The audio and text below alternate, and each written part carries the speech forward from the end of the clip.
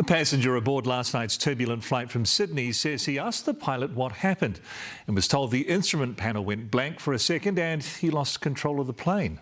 Around 50 people were injured when the plane suddenly dropped and some were thrown into the ceiling. Nick Trubridge has the story. A woman lies injured at 30,000 feet.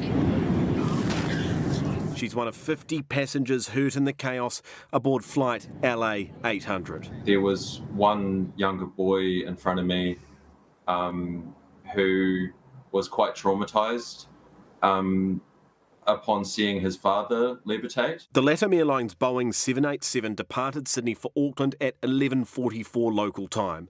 But 2 hours in, it experienced what the airline is calling a technical event and sudden movement. It corrected and carried on to Auckland, carrying dozens of injured passengers. Lucas Elwood told Newshub the terrifying drop happened just after lunch was cleared. People were still finishing their drinks, and when the jolt happened, the wine, the unseatbelted people, and lots of bags and cell phones all hit the roof. This footage was shot from inside the aircraft just after the plane malfunctioned. Passengers can be seen assisting the injured. This photo, taken by passenger Brian Jockat, shows people hit the roof so hard it caved in. So the pilot, after this happens, comes back to check on everybody. And I immediately engaged with him and said, what was that? And he openly admitted, he said, I lost control of the plane. My gauges just kind of went blank on me.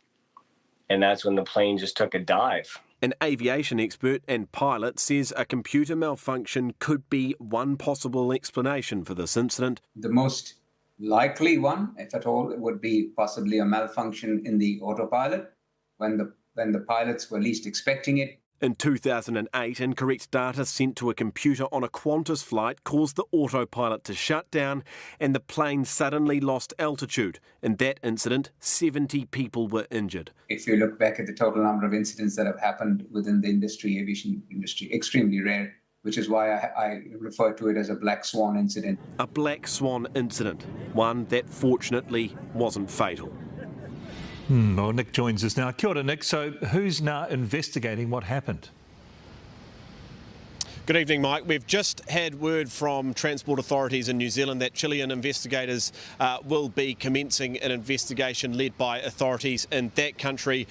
New Zealand transport investigators will provide assistance to that investigation. We've also just heard in the last couple of minutes from Te Whatu Ora about the injuries. What I can tell you tonight is 4 people remain in Middlemore Hospital with moderate injuries. Of course, as you heard in that story, that is 50 people in total injured, 4 remaining in care in hospital in Auckland.